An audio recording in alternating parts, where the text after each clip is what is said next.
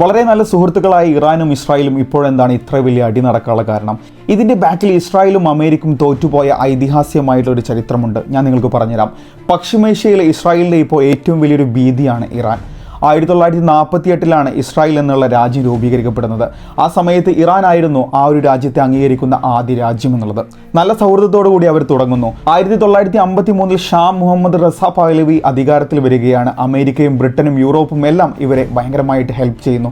ഇസ്രായേലിന് എല്ലാവിധ വാതിലുകളും അവിടെ ഓപ്പൺ ചെയ്യുകയാണ്. ഇസ്രായേൽ സൈന്യം ഇറാനിയൻ ആർമിയോടൊപ്പം തന്നെ ട്രെയിനിങ് ചെയ്യുകയാണ്.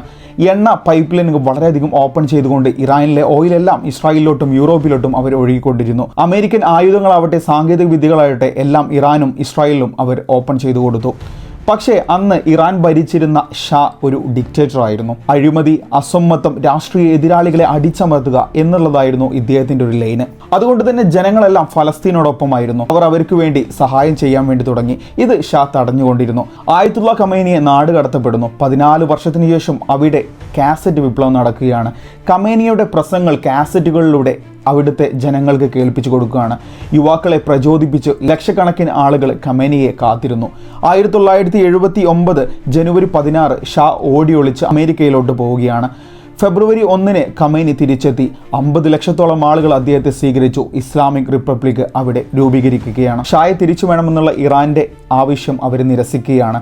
ഇത് അമേരിക്കക്ക് വലിയ തിരിച്ചടിയായിരുന്നു. നവംബർ 4 1979 US എംബസി ഇവർ പിടിച്ചെടുത്തു. 53ഓളം അമേരിക്കക്കാരെ 444 ദിവസത്തോളം ഇവർ ബന്ദികളാക്കി മാറ്റുകയാണ്. ഫെബ്രുവരി 19 ഇസ്രായേലിലേക്കുള്ള ബന്ധം പൂർണ്ണമായിട്ട് ഇവർ വിച്ഛേദിക്കുകയാണ്.